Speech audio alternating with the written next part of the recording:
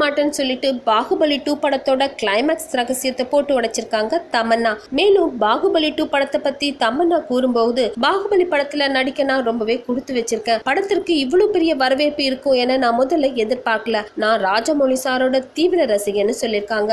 ராஜமௌலி சாருக்கு எப்பொழுதுமே 100% வெற்றி தான். சிறப்பான முறையில கதையை சொல்வதாலதான் அவருக்கு நல்ல பெயர் கிடைச்சிருக்கு அப்படின்னு சொல்லியிருக்காங்க தமன்னா. பாகுபலி 2 படத்துல நான் பல காட்சிகள்ல வருவேன். பாகுபலி போன்ற மெகா படத்துல ஒரு காட்சியில் நடித்தால் கூட அது எனக்கு பெருமையே. ஒரு ஷாட் அரை ஷாட் எல்லாம் முக்கியம் இல்லை அப்படின்னு சொல்லியிருக்காங்க.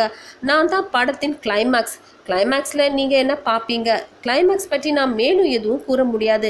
ஏனென்றால் கிளைமேக்ஸ்க்கே நான் தான் காரணம் அப்படின்னு சொல்லியிருக்காங்க தமன்னா. இந்த நியூஸ் பிடிச்சிருந்தா லைக் அண்ட் ஷேர் பண்ணுங்க. மேலும் நெட் டிவி ஃபார் யூ சேனலை சப்ஸ்கிரைப் பண்ணுங்க.